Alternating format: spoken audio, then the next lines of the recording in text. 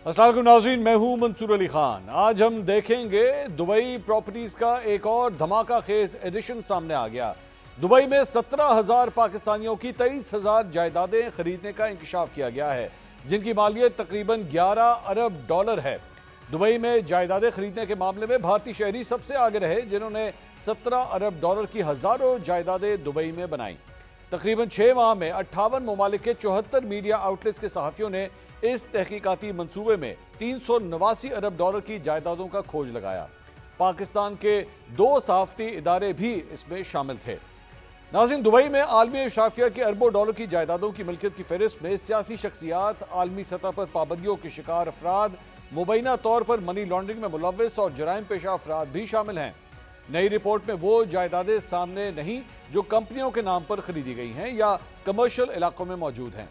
नई Dubai property leaks में 12 से ज़ायद रिटायर्ड जनरल्स, सदर मुमलिकत आसिफ अली जरदारी के 3 बच्चे और साबिक वज़ीर आज़म नवाज शरीफ के साहबजादे हुसैन नवाज का नाम भी शामिल है। दुबई में प्रॉपर्टी खरीदने वालों में वज़ीर दाखिला मोहसिन नकवी की अहलिया, वज़ीर इत्तलात सिंध शर्जील मेमन और उनकी अहलिया सेनेटर फैसल वाडा भी शामिल हैं। इसके अलावा मीडिया से ताल्लुक़ रखने वाले अफराद और बड़ी कारोबारी शख्सियात के नाम भी दुबई लीक्स में शामिल हैं। हैरानकुन तौर पर दुबई प्रॉपर्टी लीक्स में किसी मालियाती जुराइम के पैसों से खरीदी गई जायदादों का सबूत नहीं और ना ही आमदनी के ज़राए, किराए की मद में टैक्स डिक्लेरेशन जैसी मालूमात भी शामिल है। नाज़रीन, दुबई प्रॉपर्टी लीक्स की टाइमिंग बड़ी अहम है। मौजूदा हालात में जहां एक तरफ पाकिस्तान डूबती मईशत को बचाने के लिए आलमी मालियाती फंड समेत दीगर ममालिक से भी मदद की उम्मीद लगाए बैठा है, वहीं दूसरी तरफ बड़ी और सैकड़ों प्रॉपर्टीज रखने वाले पाकिस्तानियों के नाम दुबई प्रॉपर्टी लीक्स में सामने आने पर मुल्क में एक नया बहरान जन्म ले सकता है। ये लीक्स क्या क्या बताती हैं और इसके क्या असरात हो सकते हैं, इस पर मजीद बात करेंगे। हम न्यूज़ के नुमाइंदा खुसूसी जाहिद गशकोरी साहब भी हमारे साथ मौजूद हैं, जिन्होंने इस स्टोरी के ऊपर काफ़ी काम किया। जाहिद साहब, बहुत बहुत शुक्रिया आपका। दुबई प्रॉपर्टी लीक्स के हवाले से जो अब तक तफसीलात आई हैं, कुछ तो मैंने तफसीलात शेयर की हैं, ये अपडेट हमें पता है कि ये अपडेट होती जा रही हैं उनकी वेबसाइट के ऊपर। मजीद क्या डिटेल सामने आ रही हैं?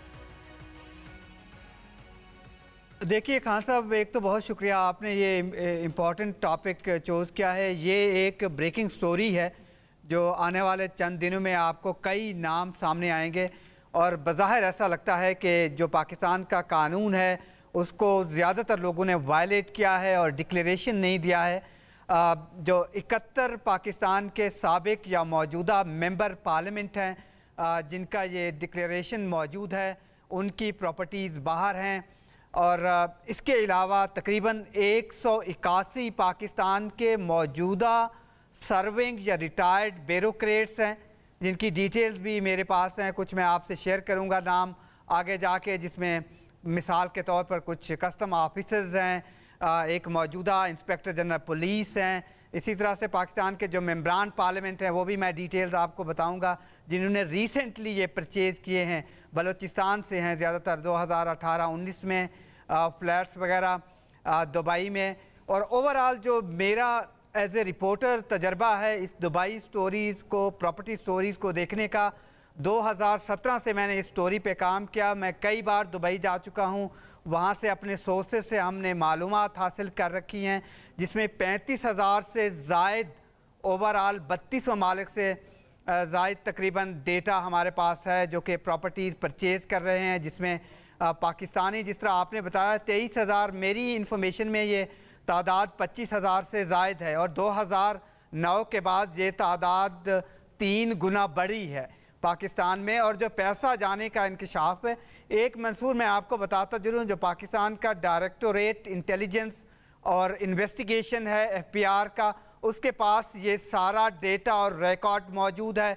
उन्होंने दुबई में कई एक्सपो में वहाँ जाकर डेटा ख़रीदा है पाकिस्तानियों का, उनके ख़िलाफ़ कार्रवाई क्यों नहीं की ये मालूम नहीं है। ताहम कुछ 171 लोगों को नोटिस जारी किए थे। FBI ने उनसे पूछा था कि आप लोगों ने ये अपनी प्रॉपर्टीज़ डिक्लेयर क्यों नहीं किए हैं टैक्स इकट्ठा करने के लिए। जिस तरीके से मैं एक मिसाल आपको दूं, द लॉफ्ट टावर है दुबई में, जहां पर इमरान खान की बहन अलीमा खान का फ्लैट मौजूद था जो कि डिक्लेयर नहीं था। मैं उस पर वहाँ मौजूद मैं गया था 2018 में और उस पर सुप्रीम कोर्ट ने नोटिस लिया था। उसके बाद उनको टैक्स पे करना पड़ा था और उन्होंने क्लेम किया है कि वो बेच चुकी हैं। उसी लॉफ्ट टावर में 4 और बड़े पाकिस्तानी सियासतदान हैं, उनके भी वहाँ पर फ्लैट्स मौजूद थे, और 2 ऐसे हैं जिनका शायद डिक्लेरेशन भी नहीं है, लेकिन अब वो इस वक्त मेंबर पार्लियामेंट नहीं है, पब्लिक ऑफिस होल्ड करते रहे हैं। इसी तरह से आपको हैरानगी ये होगी कि जो ऑफिसर्स हैं, गवर्नमेंट सर्वेंट हैं, जिनके पास बज़ाहिर इतना सरमाया नहीं है, लेकिन उन्होंने भी दुबई में अपनी जायदादें बना रखी हैं। जिस तरह से आपके पास टाइम नहीं होगा, मेरे पास 71 ऐसे नाम हैं जो कि रिसेंटली इन्होंने अपनी प्रॉपर्टीज़ बनाई हैं। जिस तरह आपने रिटायर्ड जनरल्स की बात की, वो भी डिक्लेरेशंस हैं। इसी तरह से कस्टम ऑफिसर्स हैं, FPR के मुलाजमीन हैं, एक सिंध ज़राई तरक्याती बैंक के मुलाजिम हैं, उसकी काफ़ी प्रॉपर्टीज़ हैं। इसके अलावा जो पाकिस्तान के सियासतदान हैं, इस वक्त बड़े बड़े ओहदों पर बैठे हुए हैं, अच्छा, इनकी सरमायाकारी अगर आप देखिए जो डिक्लेयर्ड है, इनके एसेट्स मैंने देखे हैं। जाहिद साहब, ये एक सवाल है, 78 अरब रुपए के पाकिस्तानी जाहिद साहब, एक सवाल है, इन्होंने अपना डिक्लेरेशन दिया है वहां पर बिजनेस का या फिर प्रॉपर्टीज का। जाहिद साहब, एक सवाल है यहाँ पे कि इवन अगर ये प्रॉपर्टीज बनी भी हुई हैं तो क्या ये तो नहीं कहा जा सकता कि ये गैर कानूनी है? अगर तो ये अफराद मनी ट्रेल अपना दे सकते हैं, ये बता सकते हैं कि उन्होंने ये जायदादें डिक्लेयर की हुई हैं अपनी रिटर्न्स के अंदर जो वो पाकिस्तान में जमा कराते हैं, तो फिर कोई गैर कानूनी काम तो नहीं है इसमें? ये बहुत इम्पोर्टेंट सवाल है। बिल्कुल ऐसा नहीं है कि तमाम लोगों की गैर कानूनी है या तमाम लोगों ने मनी लॉन्ड्रिंग की है। ताहम इस पे जो कानूनी नुक्ता है कि अगर आप ओवरसीज़ पाकिस्तानीज हैं और पाकिस्तान से बाहर हैं, फिर भी पाकिस्तान ने ये कानून चेंज किया है, आपको अपना डिक्लेरेशन देना ज़रूरी है कि आपने प्रॉपर्टी ख़रीदी है।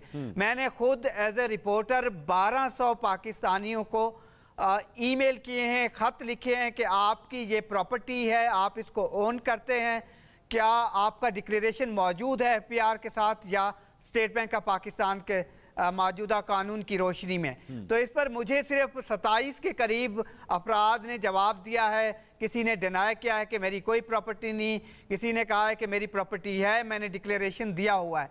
लेकिन FPR ने और FIA के पास ये डिटेल्स मौजूद हैं गुज़श्ता 4 साल से, और हर साल वो अपडेट करते रहते हैं, लेकिन इस पर एक्शन आपको नज़र नहीं आया। उसकी वजह यह है कि बहुत सारे प्राइवेट बिजनेसमैन भी हैं, जिस तरह आपने बताया कि हर कम्युनिटी के, और ये प्रॉपर्टी दुबई तक महदूद नहीं है। मेरे पास जो इंफॉर्मेशंस हैं पब्लिक ऑफिस इवन होल्ड करने वालों की या रिटायर्ड ब्यूरोक्रेट्स की या कुछ रिटायर्ड हमारे मिलिट्री ऑफिसर्स की, वो कई खित्तों पर हैं, और ऐसे पाकिस्तानी पब्लिक ऑफिस होल्डर हैं जिनके एक नहीं 3 मुल्कों में प्रॉपर्टीज़ हैं। स्पेन में है, UK में है, USA में है, कनाडा में है, एक लंबी लिस्ट है जो कि आपके सामने मैं रख सकता हूं। लेकिन बात यह है कि क्या हुकूमत Pakistan, FPR, tax authorities, Pakistan का कानून 2016 के बाद तब्दील हुआ है। पाकिस्तान एक पार्टनर बना है डेटा लेने के लिए कि जितने पाकिस्तानी बाहर हैं, पाकिस्तान उनके बैंक अकाउंट जानता है, पाकिस्तान की अथॉरिटीज उनकी प्रॉपर्टीज की चीजें जान सकते हैं। जाहिद साहब, जो कि आपको मालूम है मौजूदा डेप्यूटी प्राइम जाहिद साहब एक सवाल ने एक कोशिश की थी 2016 में। जाहिद साहब एक सवाल यहाँ पे ये बनता है कि पैनामा लीक्स आई, उसके बाद भी इस तरह की बहुत सी लीकेजेस आई हैं, स्टोरीज आई हैं, मनी लॉन्ड्रिंग के हवाले से पैसा किस तरह पाकिस्तान से बाहर जाता है, आपने वो तमाम स्टोरीज जो हैं वो कवर की हैं। लेकिन क्या पिछले चंद सालों के अंदर कोई ऐसा मैकेनिज्म बनाया गया है कि हवाला हुंडी के जरिए जो मनी लॉन्ड्रिंग का एक चैनल है जिसमें पाकिस्तान से पैसा बाहर ट्रांसफर किया जाता है, और उस सिलसिले में बहुत से पाकिस्तान के सियासतदान भी जो हैं वो मुकदमों का सामना करते रहे हैं, क्या उस सिलसिले में कोई हमने देखा है कोई तब्दीली आई है और अब पैसा या अभी भी पैसा वैसे ही हवाला हुंडी के जरिए पाकिस्तान से बाहर जाता है? देखिए मंसूर, जो FIA ने हमें खुद बताया था, और जाहिर है ये एक मीडिया की डोमेन में थी, और मेरे पास जो इन्फॉर्मेशंस हैं, हमने देखा पैनामा केस को A से Z तक मैं और आप सुप्रीम कोर्ट में मौजूद होते थे। 95 हेयरिंग्स हुई थी, 95 वहाँ पर सारे सुप्रीम कोर्ट ने जो एक्शन लिए, सिर्फ नवाज शरीफ फैमिली का अकाउंटेबिलिटी हुआ, केस चला, आखिर में अल्टीमेटली 7 साल की एक ट्रेल ब्लेजिंग ट्रायल हुआ जिस पे 6 अरब रुपए नैब ने इन्वेस्टिगेशन पे खर्च किए मुख्तलिफ इस केसेस में। उस पर हासिल निकाल 0 है, اور باقی جو لوگوں کی آف شور کمپنیز تھی ان کے خلاف سپریم کورٹ نے وعدہ کیا تھا کہ انویسٹیگیشن جائے گی ہوگی اور یہ فرام ٹاپ ٹو ٹو سب کچھ چلے گا، لیکن کچھ نہیں ہوا۔ اسی طرح سے فیک اکاؤنٹس کیس، اس جو لیکس ابھی آئی ہے جس کی ہم آج بات کر رہے ہیں، اس میں اومنی گروپ کا بھی ہے، اس میں اسلم مسعود نامی ایک مشہور شخصیت تھی اور ایک کنگ پن تھے فیک اکاؤنٹس کیس کے، ان کے نام بھی آئے ہیں، اور بھی شخصیات ہیں جن کے فیک اکاؤنٹس کیس میں تھے۔ اس میں بھی آپ نے دیکھا کیسز میں کوئی خاص پیش رفت نہیں ہے، چاہے وہ نیب کی قانون میں تبدیلی تھی، پھر منی لانڈرنگ ایف آئی اے اس پہ دیکھتی رہی ہے، 103 ارب روپے کے کیسز دیکھ رہی تھی منی لانڈرنگ کے، لیکن الٹیمیٹلی ان کیسز میں کوئی پیش رفت نہیں ہوئی، نہ ہی کوئی ایویڈنس ایسا آیا ریکارڈ پہ جس سے پتہ چلے کہ پاکستان سے منی لانڈرنگ ہو کے پیسہ باہر جاتا ہے اور کسی کے خلاف کوئی کاروائی ہوئی ہو۔ بہت بہت شکریہ، بہت بہت شکریہ زاہد گشکوری صاحب، نمائندہ خصوصی ہم نیوز ہمارے ساتھ موجود تھے۔ ناظرین، یہ ڈیولپنگ سٹوری ہے، اس وقت جب یہ پروگرام آپ آن ایئر دیکھ رہے ہیں تو ابھی بھی اس ویب سائٹ کے اوپر جہاں پہ یہ نام ریلیز کیے گئے ہیں ان ناموں کو اپڈیٹ کیا جا رہا ہے۔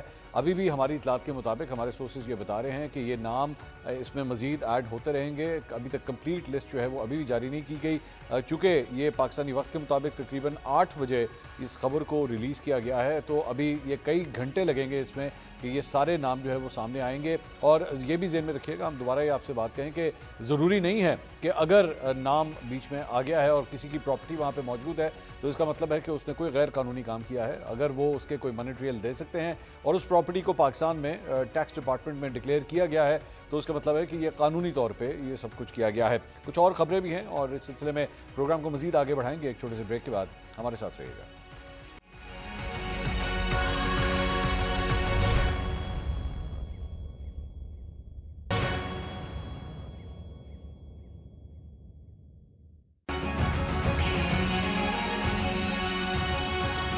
ایسے سیاسی انتشاری ٹولے کے لیے صرف ایک ہی راستہ ہے کہ وہ صدقے دل سے معافی مانگے قوم کے سامنے۔ اگر ہم ثابت کر لیں کہ گناہگار کوئی اور ہے تو ہم سے معافی کون مانگے گا؟ ہم اپنے باپ سے نہیں معافی مانگتے تو کسی اور سے کیا معافی مانگیں گے؟ اس ہاؤس میں جو اس ایوان کے ساتھ جو کچھ ہو چکا ہے، یہ ان کی 10 فصلیں نہیں معافی مانگتے رہے تو مسئلہ نہیں ہو سکتا۔ شہید ہمارے لوگ ہوئے، معافی ہم لوگ کس چیز کی مانگے؟ معافی رب سے آدمی مانگتا ہوتا ہے اپنے گناہوں کی۔ خان صاحب نے کہا ہے کہ میرے سے معافی مانگی جائے بجائے اس کے کہ میں کسی ایونٹ پہ معافی مانگوں۔ ناظرین، welcome back after the break. پچھلے کئی دنوں سے یہاں پہ یہ بحث چل رہی ہے کہ کون کس سے معافی مانگے گا، خاص طور پہ 9 مئی کے تناظر میں، لیکن آج جو قانونی معاملات جہاں پہ پہنچے ہیں وہیں پہ آج اسلام آباد ہائی کورٹ میں توہین عدالت کی کارروائی ضرور شروع ہوئی ہے اور اس کے اندر لگتا یہ ہے کہ وہاں پہ بھی عدلیہ کی جانب سے کسی نہ کسی کو کہا جائے گا کہ جناب معافی مانگیے، کیونکہ بہت سے اداروں کو نوٹسز جاری ہوئے ہیں، بہت سے افراد کو نوٹسز جاری کیے گئے آج۔ تو آخر یہ معافی کا کلچر شروع ہوگا یا نہیں شروع ہوگا؟ کیا معافی مانگنے سے ہی معاملات بہتر ہو سکتے ہیں یا نہیں؟ اس پہ مزید بات کریں گے۔ اپنے پینلسٹ کا انٹروڈکشن کراؤں گا۔ سینئر تجزیہ کار اور صحافی مظہر عباس صاحب ہمارے ساتھ آج موجود ہیں۔ مسلم لیگ نون سے ان کے سینئر رہنما نہال ہاشمی صاحب ہمیں جوائن کر رہے ہیں اور پاکستان تحریک انصاف کی رہنما مہربانو قریشی صاحبہ بھی آج ہمارے ساتھ موجود ہیں۔ مظہر صاحب، میں سب سے پہلے آپ سے آغاز کرنا چاہوں گا۔ کل بڑی دھویں دار قسم کی تقریر ہوئی خواجہ آصف صاحب کی جانب سے اور انہوں نے تو یہاں تک کہہ دیا کہ جناب سابق ڈکٹیٹر ایوب خان صاحب کو قبر سے نکال کے انہیں پھانسی دینی چاہیے، اور اس کے بعد اپوزیشن نے پھر ان سے مطالبہ کیا تحریک انصاف نے پھر ان سے مطالبہ کیا کہ آپ اس کے اوپر معافی مانگے۔ تو یہ معافی منگوانے کا کلچر تو آ رہا ہے، معافی مانگ کوئی نہیں رہا۔ مظہر صاحب، شکریہ منصور۔ دیکھیے، جب حکومت مطالبہ کرتی ہے تو پھر مجھے حیرانگی ہوتی ہے کہ پھر مطالبہ کیا کس سے جا رہا ہے۔ مطلب حکومت تو فیصلہ کرتی ہے نا، حکومت تو اعلان کرتی ہے، حکومت مطالبہ تھوڑی کرتی ہے۔ اب اگر وفاقی وزیر مطالبہ کر رہے ہیں تو وہ کس سے کر رہے ہیں؟ کہ اپنے وزیر اعظم سے کہہ رہے ہیں تو وزیر اعظم سے کہیں، وزیر اعظم جواب دیں، حکومت فیصلہ کرے، حکومت ایک کمیشن بنا لے، کمیشن بنا کے یہ معلوم کر لے کہ 1947 سے اب تک کون کون سے ایسے اقدامات ہوئے جس سے جمہوریت کو نقصان پہنچا ہے، کون کون سے کتنے آئین ٹوٹے ہیں، کیسے آئین ٹوٹے ہیں۔ کیونکہ پاکستان میں جو غداری کے سرٹیفکیٹ دیے گئے ہیں وہ فیض احمد فیض سے، حبیب جالب سے لے کے کوئی بھی پاکستان کا ایسا لیڈر نہیں رہا جس پر غداری کے مقدمات نہیں چلائے، الزام نہیں لگا ہو، اور بہت سے کیسز میں تو مقدمات بھی چلے۔ ہمارے نیشنل عوامی پارٹی کے لیڈرز پہ چلے، پھر کمیونسٹ لیڈرز پہ چلے، پھر رائٹ ونگ لیڈرز پہ بھی کچھ پہ چلے۔ تو یہ ساری چیزیں تو ہیں. تو اگر خواجہ آصف یہ بات کر رہے ہیں تو پھر خواجہ آصف کو چاہیے کہ کابینہ میں ایک پروپوزل رکھیں اور اس پروپوزل کو رکھیں اور ان سے کہیں دیکھیے یہ ہم بہت ہی انتہا پسندی پہ چلے جاتے ہیں کسی کی قبر سے کسی کو نکالنا, لیکن یہ بات بالکل ٹھیک ہے کہ جس نے آئین توڑا ہے, آئین ہم تو ایک تو پرابلم ہمارے یہاں پولیٹیکل لیڈرز کی یہ ہو گئی ہے کہ وہ آرٹیکل 6 کو سمجھتے ہی نہیں ہیں. آرٹیکل 6 بہت اسپیسیفک ہے جی, وہ 3 چیزوں پر ہے, abrogation of the constitution, suspension of the constitution اور ایبینس پر جی. تو اب مسئلہ یہ ہے کہ 56 کا کانسٹیٹیوشن ہو, 62 کا کانسٹیٹیوشن ہو, 73 کا کانسٹیٹیوشن ہو, یا پھر ان کے اپنے بنائے ہوئے, یعنی ایوب خان کا تو اپنا بنایا ہوا آئین تھا جس کو اس نے خود ہی توڑ دیا, ٹھیک ہے, یا اور آئین کے تحت اس نے اسپیکر قومی اسمبلی کو اقتدار دینے کے بجائے ایک اور آرمی چیف کو جنرل یحییٰ خان کو اقتدار دے دیا. تو میجر جنرل اسکندر مرزا سے شروع کر لیں, غلام محمد سے شروع کر لیں, ایوب خان کو بھی لے آئیں, یحییٰ خان کو بھی لائیں, ضیاء کو بھی لائیں, مشرف کو بھی لائیں. ان سارے لوگوں نے یا تو آئین توڑا ہے جی, یا آئین معطل کیا ہے, یا اس کو ان ابینس رکھا ہے. تو یہ تینوں جرم جو ہے یہ آرٹیکل 6 میں آتے ہیں. باقی جو چیزیں وہ آئین کی وائلیشن ہے, آئین کی خلاف ورزی ہے, اس کی الگ وہ ہے. تو اچھی بات ہے اگر حکومت یہ بات کر رہی ہے تو بجائے اس کے کہ آپ صرف اس کو پولیٹیکل پوائنٹ سکورنگ کے لیے استعمال کریں, کیونکہ اگر ادھر عمر ایوب بیٹھے تھے تو قومی اسمبلی کے اسپیکر گوہر ایوب بھی رہے ہیں اور وہ مسلم لیگ نون کے اس میں بھی رہے ہیں. تو اس بحث کو چھوڑ کے سنجیدگی سے بات کریں, اور یہ بات بالکل طے ہے کہ آپ کسی کو نکالیں قبر سے نہیں نکالیں, وہ بہت ہی میرا خیال ہے بلو دا بیلٹ بات تھی, لیکن اس کو ثابت ضرور, ان کو کہیں نہ کہیں بلیک لسٹ ضرور کرنا چاہیے. نہال صاحب, ان کو کہیں نہ کہیں ڈکلیئر ضرور کرنا چاہیے کہ یہ لوگ غدار تھے. اچھا نہال صاحب, کیا یہ پنڈورا باکس آپ واقعی کھولنا چاہیں گے؟ کیونکہ اگر آپ نے یہ پنڈورا باکس کھولا تو پھر اس میں سے کئی ایسے جن بھوت نکلیں گے جن کا توڑ شاید پھر آپ کے پاس بھی نہیں ہوگا, کیونکہ اس میں تو پھر آپ کے بھی بہت سے کھلاڑی جو ہیں وہ رگڑے میں آ جائیں گے. بسم اللہ الرحمن الرحیم. میرے پاس توڑ ہو نہ ہو, پاکستان کے آئین کے پاس توڑ ہے, اور مظہر صاحب نے بہت ٹھیک کہا ہے کہ آرٹیکل 6 انہی 3 موقع پہ لگائی جاتی ہے. ہمارے یہاں ہر دوسرا آدمی وہ پارلیمنٹرین ہوتا ہے, اس کو پتہ ہی نہیں ہوتا, کہتا ہے کہ اس پہ آرٹیکل 6 لگا دو. آرٹیکل 6 ان حالات میں نہیں لگتے. ابھی میں پچھلے دنوں دیکھ رہا تھا انڈیا میں ایک چرچا چل رہا رام مندر, یہاں چل رہا معافی مندر. معافی مانگنا جس کو جو چاہے مانگ لے, ریاستیں معافی مانگنے اور منگوانے کی نہیں ہوتی. معافی کی جو مانگنا ہے وہ اللہ سے مانگو اور اللہ معاف بھی کرتا ہے, مگر 2 چیز ہے, جرم اور معافی 2 چیز ہے. گناہ اور جرم 2 مختلف چیز ہے. گناہ کی معافی مانگ لی جاتی, جرم کی معافی نہیں ہوتی. اس کے لیے نظام ہے عدالتی, اس کے لیے قانون ہے, اس کے لیے دفعات ہیں, اس کے لیے عدالتیں ہیں کہ اگر میں کسی کو قتل کر کے معافی مانگ لوں تو کیا عدالت مجھے بری کر دے؟ سوال ایسا نہیں ہوگا جناب. نہال صاحب, ایک سوال جی, الیکشن چوری کرنا جو ہے وہ جرم ہے یا گناہ؟ دیکھیے اگر آپ ثابت کرتے ہیں الیکشن چوری ہونا تو یہ بالکل اس پہ ثابت ہونا چاہیے.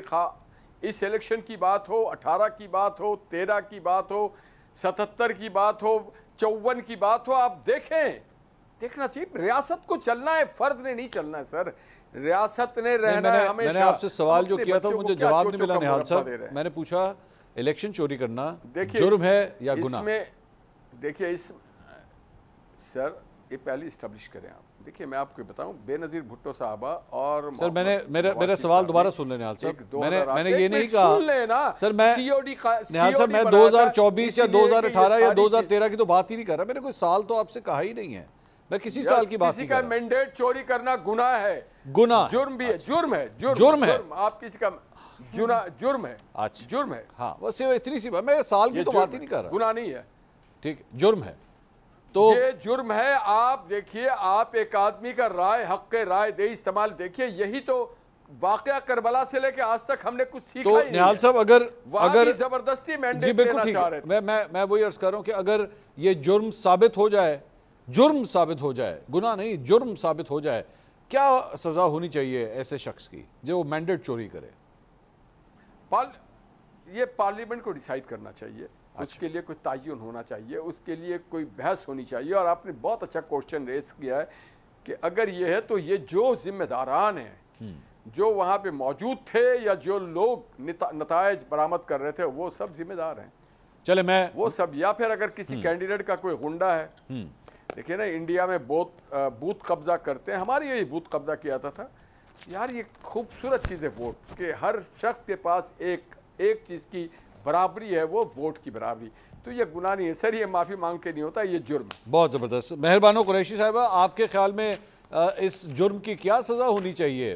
سال کا تعین کیے بغیر یہ سوال آپ سے بھی کر رہا ہوں. جی دیکھیے, مجھے تو نہال ہاشمی صاحب کی باتیں سن کر بہت اچھا لگا. It was like music to my ears. کاش کہ یہ ان کی جماعت جو ہے ایک پارٹی پالیسی کے طور پہ اس کو تسلیم کرے اور یہی کہے, تو پھر آج سیاست میں کشیدگی ہی نہ ہو, ہم سب بیٹھ کر اس پر گفتگو کر سکیں, ڈائیلاگ کر سکیں اور آگے بڑھ سکیں. اور یہی بات ہے جب ہم سزا اور جزا کا ایک نظام کی بات کرتے ہیں تو سب سے پہلے تو بالکل ایک کسی قسم کی سزا ہونی چاہیے تاکہ ہم اس عمل کو بند کریں کہ یہ جو ہمارے الیکشنز میں مداخلت ہوتی ہے اور جو مینڈیٹ چوری کیا جاتا ہے یا جس کو ہم پری پول یا پوسٹ پول ریگنگ کہتے ہیں, یہ سب اس کے اندر آپ کو معلوم ہے بہت سے لوگ شامل ہوتے ہیں, بہت سے ادارے شامل ہوتے ہیں. سب سے زیادہ جس ادارے پہ ذمہ داری آتی ہے الیکشن شفاف اور منصفانہ کروانے کی وہ تو الیکشن کمیشن آف پاکستان ہے, اور آج تک انہوں نے اس ذمہ داری کو سنجیدگی سے اسی لیے نہیں لیا کیونکہ there has been no fall out from it. ان کو کبھی کوئی سزا ہی نہیں ملی. تو آج 2024 میں جس قسم کے الیکشنز میں مہربانو صاحبہ, میں قطع کلامی کی معذرت ایک سوال کرنا چاہوں گا. ابھی آپ نے فرمایا کہ الیکشن فری اینڈ فیئر اور صحیح کرانے کی ذمہ داری جو ہے وہ الیکشن کمیشن آف پاکستان کے ادارے کے اوپر آتی ہے. اب میرا ایک چھوٹا سا سوال یہ ہے کہ اس ننھے مننے سے ادارے کے اوپر اتنی بھاری ذمہ داری ڈال دینا آپ کے خیال میں یہ فیئر ہے؟ اور آپ کے خیال میں پاکستان کے اندر کیا یہ ادارہ ہے ایکچولی جو الیکشن فری اینڈ فیئر کراتا ہے یا کوئی اور ادارہ ہے جو یہ سب کچھ کراتا ہے؟ اور دوسری بات یہ کہ جب ہمارے بڑے بڑے وزیر اعظم جو ہے وہ اداروں کے سامنے کھڑے نہیں ہو پاتے تو ہم اس بیچارے چھوٹے سے الیکشن کمیشن سے کیا ایکسپیکٹ کرتے ہیں کہ اس کا چیف الیکشن کمشنر جو ہے وہ کہیں پہ سٹینڈ لے سکے گا؟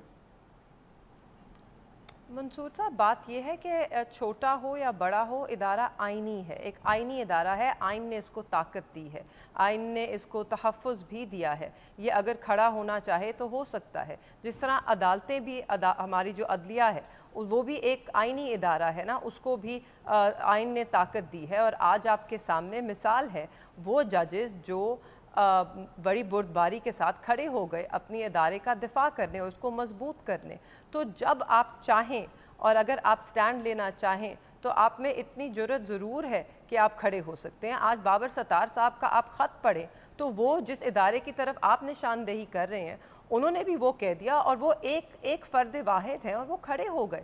تو ایک ادارہ بھی جس کو آئین کا تحفظ حاصل ہے کھڑا ہو سکتا ہے. اور آپ جس ادارے کی طرف اشارہ کر رہے ہیں, آپ اسٹیبلشمنٹ کہہ رہے ہیں نا, تو کھل کے بات کیجئے, کہہ دیجئے مداخلت اسٹیبلشمنٹ کرتی ہے. آج بابر ستار صاحب نے کہہ دیا کہ ان کو تو فون کہیں ادھر ادھر سے نہیں آیا.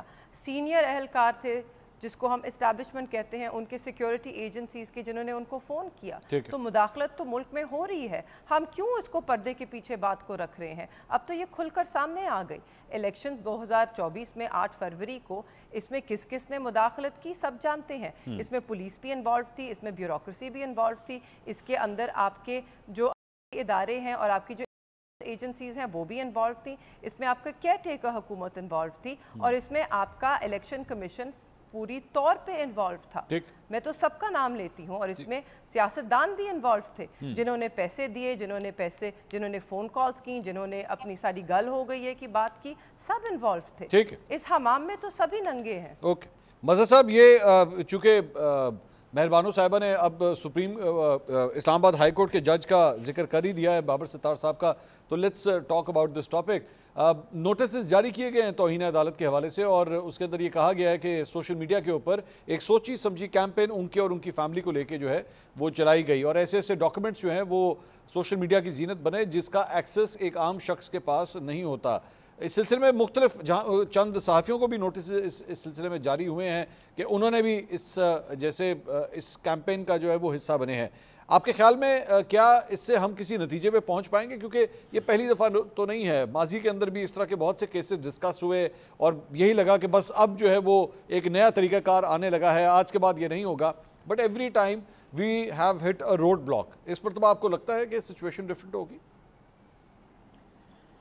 دیکھیے منصور، یہ اسی طرح کے کیس میں جسٹس بابر ستار نے مجھ سے بھی ان رائٹنگ رائے لی تھی اور میں نے وہ جمع بھی کرائی ہے، اور اس میں انہوں نے ظاہر ہے وہ اس حوالے سے اسسٹنس چاہی تھی کہ جرنلسٹ کا کیا رول ہونا چاہیے اگر کوئی آڈیو یا ویڈیو لیکس ہو. تو میرا بہت واضح موقف ہے اور ہمیشہ سے رہا ہے کہ 3 چیزیں بہت امپورٹنٹ ہوتی ہیں فار اے جرنلسٹ اور اس کی کریڈیبلٹی کے لیے: authenticity, verification, and whether any audio اور ویڈیو لیک جو ہے اگر لیک کرنے سے پہلے وہ پبلک انٹرسٹ میں ہے یا نہیں ہے. کیا میں کوئی ایسی چیز جو ہے وہ پبلک انٹرسٹ کو سمجھ کے لیک کر دوں یا پبلش کر دوں یا آن ایئر کر دوں جس سے پبلک انریسٹ پیدا ہو جائے، جس سے سیکٹیرین یا ایتھنک انریسٹ پیدا ہو جائے، تو مجھے نہیں کرنا چاہیے انڈر اے جرنلسٹ کوڈ. دوسری بات امپورٹنٹ، دیکھیے ابھی پہلے بھی آپ جب بات کر رہے تھے کہ کیا الیکشن کمیشن اتنا طاقتور ہے یا نہیں ہے، اس میں طاقت کا مسئلہ نہیں ہوتا. میں اگر چیف الیکشن کمشنر ہوں، میرے پاس اس طرح کی جو الیکشن کمیشن کی پاور ہوتی ہے کانسٹیٹیوشنل وہ ہے، اور مجھ پہ کوئی دباؤ آتا ہے تو میرے سامنے 2 آپشنز ہوتے ہیں.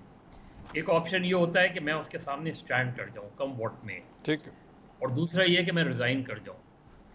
میں اس سے نکل کے اگر چیزیں خراب ہو رہی ہیں اور میری ناک کے نیچے چیزیں خراب ہو رہی ہیں اور میں خاموش ہوں، تو یہ جسٹیفیکیشن نہیں بنتی کہ جی میں کیا کروں. دوسری بات یہ کہ جب الیکشن کمیشن کوئی کام غلط کرتا ہے تو صرف الیکشن کمیشن ذمہ دار نہیں ہے، صرف چیف الیکشن کمشنر ذمہ دار نہیں ہے، ٹریجری اور اپوزیشن بینچز بھی ذمہ دار ہیں. ٹھیک، اس لیے کہ وہ چیف الیکشن کمشنر ان کے کنسرن سے بنتا ہے، کسی اور کے کنسرن سے نہیں بنتا.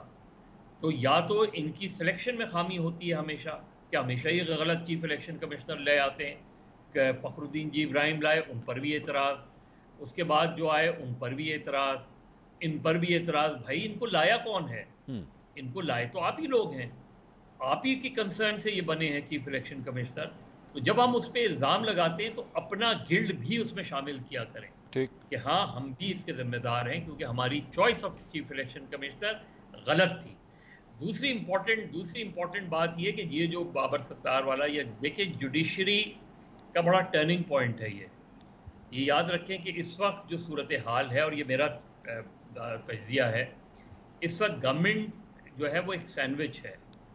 اس وقت 2 مقابلہ ہے، ایک یہ کہ موسٹ پاورفل اور دوسرے یہ کہ موسٹ پاپولر. اس کے بیچ میں گورنمنٹ سینڈوچ ہے. اس وقت صورتحال اور جوڈیشری کا جو رول ہوگا وہ ٹرننگ پوائنٹ ہوگا کہ جوڈیشری کا پلڑا کس طرف جو ہوتا ہے. ظاہر ترازو کا توازن جو ہے وہ بہت امپورٹنٹ ہوتا ہے. تو وہ ترازو کا توازن جو ہے وہ توازن برقرار رکھتا ہے یا کسی ایک طرف جھکتا ہے. یہ ٹرننگ پوائنٹ ہوگا اور یہ ہمیں اگلے چند ہفتوں یا مہینوں میں نظر آ جائے گا. اس میں صرف یہ اسلام آباد ہائی کورٹ کے 6 ججز کا نہیں ہے، اور میری جو اطلاعات ہیں وہ یہ کہ ان میں سے کوئی جج جو ہے وہ پریشر لینے کو تیار نہیں ہے، وہ اسٹینڈ کر رہے ہیں. ٹھیک، اسی طریقے سے جو اب بات سپریم کورٹ میں جائے گی، بہت سے کیسز ہیں سپریم، تو جو جوڈیشری ہے اس کا اس وقت سب سے کروشل رول ہے میک اور بریک میں. اچھا ٹھیک. نہال صاحب، اس سارے معاملے میں جس طرح ابھی فرما رہے تھے مظہر صاحب کہ حکومت جو ہے وہ سینڈوچ بن کے رہ گئی ہے، تو بہتر نہیں ہے کہ یہاں پہ رول آف لا کے ساتھ ایکچولی کھڑا ہوا جائے، یا پریشر بہت زیادہ ہے حکومت کے لیے، ایک کوئی سائیڈ لینا جو ہے وہ مشکل ہوتا جا رہا ہے، لیکن ظاہری بات ہے فال آؤٹ تو آپ کے اوپر آ رہا ہے اس ساری چیز کا. منصور، ایک تو میں آپ کو عرض کروں گا، طاقتور جو ہے کوئی ہم اس میں اکھاڑے میں کوئی کھلاڑی نہیں اتارے، اختیار ہوتا ہے. کتنا با اختیار وہ شخص ہے جس کو آئین نے اختیار دیا ہے. ताकतवर तो मसल से भी हो सकता है और वो गैर कानूनी भी अपने पास वो इख्तियारात हासिल कर ले। हमें देखना ये होगा कि आइन किसी को या कानून किसी को कितना इख्तियार देता है। हमारे यहाँ हर कोई कहता है माई वर्ड इज़ लॉ और मैं ही कानून और मैं ही सब कुछ हूँ। ये हमें लोगों को एजुकेट करने की ज़रूरत है कि आपको इख्तियार जो दिया गया, खा वो जज इख्तियार की बात करें तो एक चपरासी भी बा इख्तियार होता है कि अगर उसको किसी काम के लिए रखा गया, एक संतरी भी बड़ा बा इख्तियार होता है। हमारे यहाँ लोग असल में हम अल्फाज और बहुत सारी चीज़ें भूल गए हैं कि इख्तियार अलग चीज़ है, ताकत अलग चीज़ है, दायरा अलग चीज़ है, ऑथोरिटी अलग चीज़ है, इदारे अलग चीज़ हैं। हम कई वक्तों में इदारों को पाकिस्तान से बड़ा बना देते हैं। पाकिस्तान सबसे बड़ा, और हम समझते हैं, हमारी पार्टी इस पर बिलीव करती है, हम मुस्लिम लीग के लोग हैं, मेरी पार्टी बिलीव करती है रूल ऑफ लॉ पे। मोहम्मद नवाज शरीफ साहब ने हमेशा रूल ऑफ लॉ की बात की। जब उनके साथ ज्यादती भी हुई पनामा केस में तो वो खड़े रहे आइन के साथ, जब उनको सज़ा दी गई तो भी वो आइन के साथ खड़े रहे, जब उन्हें बेदखल किया गया तो भी, और वापस भी आए तो आइन और कानून के जरिए आए। ठीक है, कहीं नहीं हमने किया कि हम किसी को ओवरथ्रो करके अपने मसल, तो हम आइन कानून के साथ खड़े इसलिए खड़े हैं कि इस आइन कानून पे चल के हम पाकिस्तान के 25 करोड़ लोगों को, हमें भी अपने आप को रिस्ट्रेन करना है, हमें भी रिस्ट्रेन करना है। हम कोई बादशाह नहीं है, बादशाह अल्लाह की ज़ात है, कोई नहीं बादशाह। हमें ये भी समझना पड़ेगा। आपने आइन और कानून के बारे में कहा कि आपकी पार्टी या आपके लीडर जो हैं वो आइन और कानून को इतना मानने वाले हैं, तो फिर यकीनन 8 फरवरी के इलेक्शन भी आप पूरी तरह ये समझते हैं कि आइन और कानून के मुताबिक ही हुए हैं।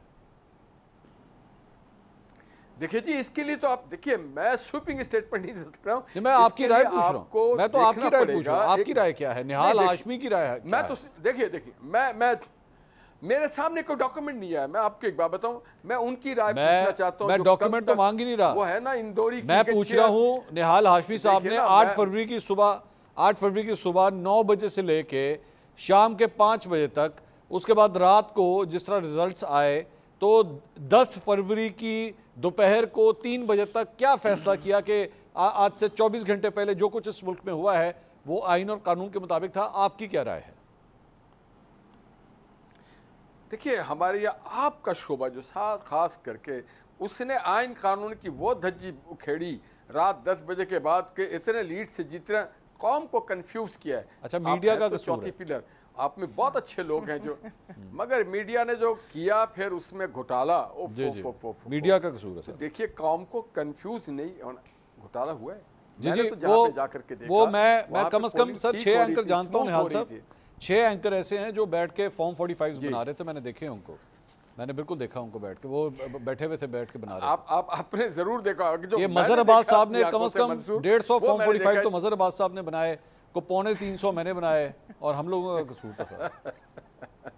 ऐसी हुआ। चले मैं एक ब्रेक ले लेता हूँ, मैं एक ब्रेक ले लेता हूँ, ब्रेक के बाद मजीद डिस्कशन को आगे बढ़ाते हैं क्योंकि बात ही अब मीडिया के ऊपर आ गई है। ब्रेक लेते हैं, ब्रेक के बाद वापस आते हैं, नाज़रीन हमारे साथ रहिएगा।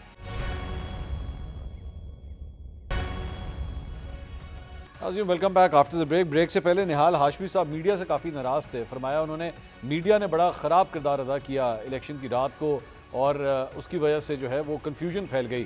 तो ये सिर्फ निहाल हाशमी साहब नहीं बल्कि चीफ जस्टिस ऑफ पाकिस्तान भी बहुत नाराज़ थे। अभी उन्होंने रिमार्क्स दिए कि हर कोई अपने आप को सहाफ़ी कहना शुरू कर देता है, हर कोई फ़ोन उठा के समझता है कि वो सहाफ़ी है, ज़राए के हवाले से ख़बरें चलती हैं, ज़राए जो होते हैं वो इनके सही तरह होते नहीं हैं और उस तरह जो है ये ख़बरें देना शुरू कर देते हैं। मेहरबानो साहब, चले मैं अपने पे ही सवाल ले लेता हूँ, मीडिया के ऊपर ही सवाल कर लेते हैं। हमारा कितना कसूर है आज जो कुछ भी ये सब कुछ हो रहा है, इसमें मीडिया का कितना कसूर है? मंसूर साहब, सबसे पहले तो आपने ज़रूर कहा था कि हंसना मना है, मगर जब इतनी मज़ाहिका खेज़ गुफ्तगू हो तो इंसान कैसे ना हंसे। अब आप मुझे बताइए, शायद मीडिया का यही कसूर है कि जिस मुल्क में सच पर पाबंदी हो, राय पर पाबंदी हो, आज़ादी सहाफ़त पर पाबंदी हो, वहाँ पर सच्चाई दिखाना ही गुनाह है। आपका ये सबसे बड़ा जुर्म है कि उस रात मीडिया ने रिपोर्ट किया जैसे उनको रिज़ल्ट्स आ रहे थे। उनको तो पूछना चाहिए था किसी से कि क्या जी ये हम रिपोर्ट कर दें या कोई और नंबर देना है, आप हमें बता दीजिए, फॉर्म 47 पे आप क्या लिखने वाले हैं, हम वो रिपोर्ट कर देते हैं। और शायद यही सबसे बड़ा कसूर है। और इसके बाद मुझे ये आपने चीफ जस्टिस साहब की बात की तो मुझे ताज्जुब हुआ कि उन्होंने किस तरह राय दी मीडिया पे। वो उन्होंने तो खुद तस्लीम किया था कि वो ख़बरें नहीं देखते, انہیں تو نہیں معلوم, وہ نہ ٹی وی دیکھتے ہیں نہ خبریں دیکھتے ہیں, تو انہیں کیسے معلوم کہ فون پکڑ کے لوگ کیسی رائے دیتے ہیں اور کیا گفتگو کرتے ہیں. آئی ایم کوائٹ سرپرائزڈ کہ انہوں نے اس پہ کامنٹ بھی کیا, کیونکہ وہ خود کہہ چکے خبریں تو وہ دیکھتے نہیں. اب دیکھیں, let's come back to the argument. جو سب سے آپ کا بنیادی سوال تھا کہ کیا سزا ہونی چاہیے ہے, تو بالکل دیکھیے جب آپ نے قوانین بنائے, کیونکہ بہت گفتگو ہو رہی ہے اس وقت بھی کہ جی پارلیمان میں سب آئیں اور ہم قانون سازی کریں مزید, تو اس پہ میری رائے تو یہی ہے کہ پاکستان میں کافی حد تک بہت سے ایشوز ہیں جس پہ کافی قانون سازی ہوئی ہے. ہمارا مسئلہ ہے کہ ان قوانین پہ عمل درآمد نہیں ہوتا ہے, اور وہ عمل درآمد ہم اسی طرح یقینی بنا سکتے ہیں کہ اس کے اندر ہم ایک سزا اور جزا کا نظام لے کر آئیں. اب الیکشنز میں مداخلت اگر ہم نے روکنی ہے تو بالکل اس کے لیے ایک سزا ہونی چاہیے ہے, اور بالکل اس کے لیے بہترین فورم پارلیمنٹ ہے. پارلیمنٹ کو یہ طے کرنا ہوگا, مگر اب اس میں میرا سوال ہے کہ پارلیمان میں کون طے کرے گا؟ اس وقت پارلیمان میں جو حکومت ہے یا جو اکثریت لے کے جماعتیں بیٹھی ہیں وہ تو بینیفیشریز ہیں نا اس گھوٹالے کی, جس کو یہ کہہ رہے ہیں. جو فارم 47 کی حکومت آئی اور جو مینڈیٹ چوری ہوا, تو جنہوں نے چوری کیا وہ کس طرح اس پہ قانون سازی کر سکتے ہیں؟ وہ کیسے اپنے آپ کے لیے سزا ڈیسائیڈ کر سکتے ہیں کہ کیا سزا ہونی چاہیے؟ اسی لیے کمنگ بیک ٹو جو ہمارا بنیادی نقطہ ہے, جب تک عوام کے مینڈیٹ کے ساتھ انصاف نہیں ہوگا آپ کے ملک میں نہ استحکام آئے گا, نہ ایسی قانون سازی ہو سکتی ہے کہ جس سے انصاف کا بول بالا ہو. تو سب سے زیادہ ضروری اور فنڈامنٹل جو سوال ہے بنیادی, کہ ہم نے اگر آگے بڑھنا ہے تو وہ ہم تبھی بڑھ سکتے ہیں جب ہم عوام کے مینڈیٹ کے ساتھ انصاف کریں. میں یہ مظہر عباس صاحب جہاں پہ بیٹھے ہوئے ہیں, جب یہ پروگرام شروع ہونے لگا تو میں نے ان سے ذکر کیا کہ آپ کے پیچھے چند تصویریں نظر آ رہی ہیں, تو پتہ نہیں یہ تصویریں ہم ٹی وی پہ دکھا سکتے ہیں یا نہیں. تو خیر اب تو ان کا چہرہ چونکہ سامنے ہے تو میرے خیال میں وہ چیزیں کور ہو گئیں. لیکن مظہر صاحب, آج سپریم کورٹ آف پاکستان نے پرسوں کی تاریخ دی ہے 11:30 بجے کی, اور کہا ہے کہ عمران خان صاحب کو ویڈیو لنک کے ذریعے سپریم کورٹ میں جو ہے وہ ان کی پیشی ممکن بنائی جائے, وہ نیب ترامیم کیس کے اندر. تو جن تصویروں کو آپ ابھی تو سر سے کور کر رہے ہیں, آپ کے خیال میں پرسوں کیا تاریخ تبدیل ہوگی؟ کیونکہ سپریم کورٹ کے اس کیس کی کوریج جو ہے وہ تو یوٹیوب کے اوپر لائیو دکھائی جاتی ہے اور تمام چینل اسے کٹ بھی کرتے ہیں. کیا ہوگا پرسوں مظہر صاحب؟ دیکھیے منصور, اور بھی بہت سی تصویریں. مسئلہ اس ملک میں یہ ہے کہ اس ملک میں ہر دور میں کسی نہ کسی کی تصویر غائب ہو جاتی ہے اور کسی نہ کسی پر پابندی لگ جاتی ہے. آپ دیکھ لیں, نواز شریف کی تقریر پر بھی پابندی رہی ہے, الطاف حسین کی تقریر پر آج تک پابندی ہے, اور اب عمران خان کی تقریر پر پابندی ہے. تو یہ سب سے بڑا مسئلہ ہے.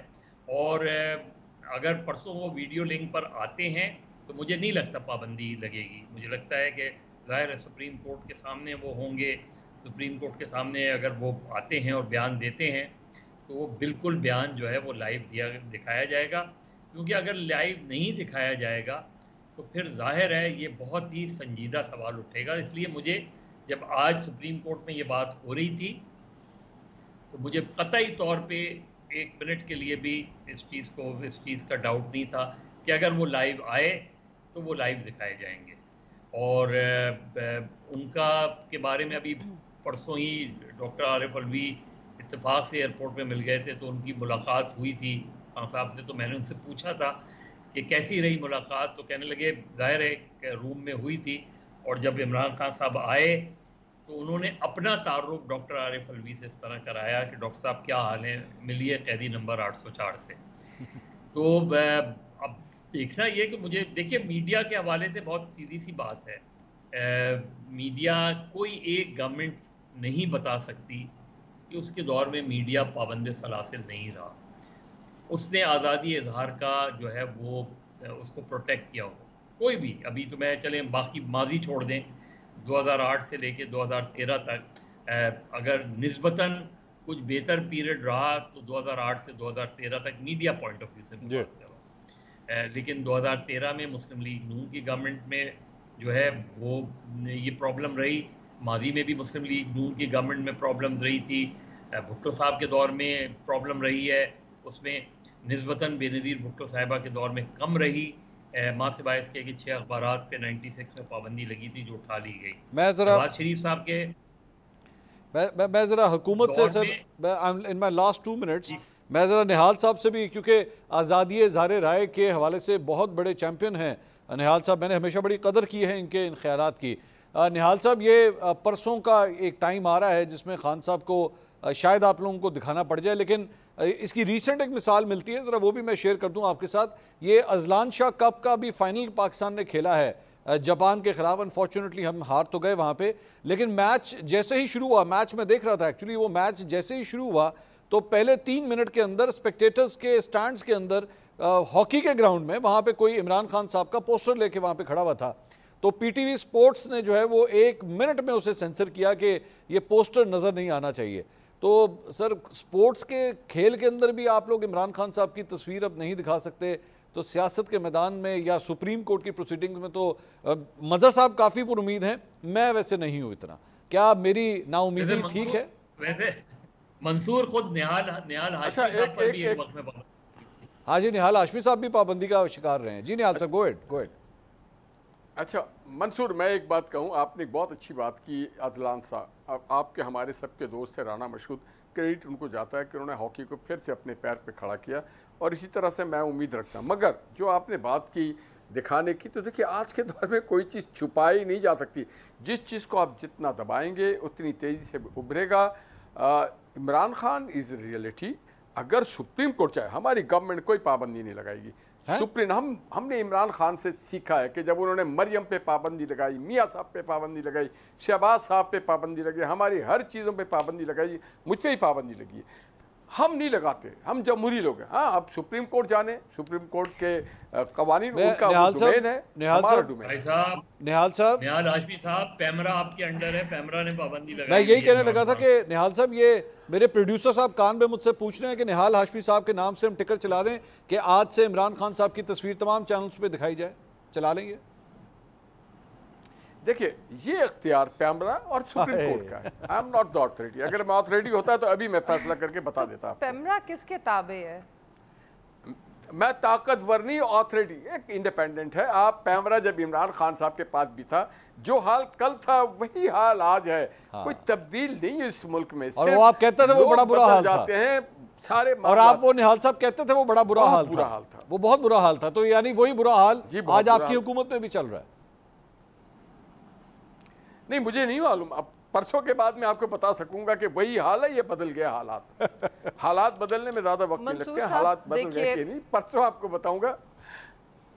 देखिए, हमने ये जो मेरी बहन बहुत अच्छी अच्छी बातें कर रही है, अगर ये अपनी फिल्म चला के देख ले 5 साल का, तो कानों से धुएं निकलते हैं लोगों के, जो इनके अदवार में किया गया हमारे लोगों के साथ। मेहरबान साहब, quick comment, last 20 seconds please, quick comment जरा मेहरबान साहब की बात सुनिए। और जो इलेक्शन सुन ले Daska, the famous Daska, sir सुन ले मेहरबान साहब, आखिरी चंद सेकंड है जी। मेहरबान साहब, मुझे प्लीज मौका दे दीजिए। आप डस्का की बात करते हैं, हमने आपके सामने पूरा पाकिस्तान रख दिया, एक डस्का को क्या रोते हैं? आज पूरा पाकिस्तान आपके सामने फॉर्म 47 का विक्टिम है। देखिए, जहाँ तक आज़ादी सहाफ़त की बात है, मैं ख़ुद इस शोबे से ताल्लुक़ रख चुकी हूँ। मेरा तब भी यही मौक़िफ़ था, और मेरी जमात में भी अगर कभी हम दोबारा हुकूमत में आए और इस तरह की कोई बात हुई, मैं तब भी खुल के बात करूँगी। थैंक यू सो मच मेहरबान साहिबा, निहाल हाशमी साहब, मज़हर अब्बास साहब। नाज़रीन, जाते जाते सिर्फ एक छोटी सी बात कहूँगा कि धुंध का लफ्ज़ इलेक्शंस के हवाले से, ये जो धुंध का लफ्ज़ है, इसका ताल्लुक मौसम के साथ नहीं, एक कैफियत के साथ है। बस इतनी बात करूँगा। कल आपसे दोबारा मुलाकात होगी। अल्लाह हाफ़िज़।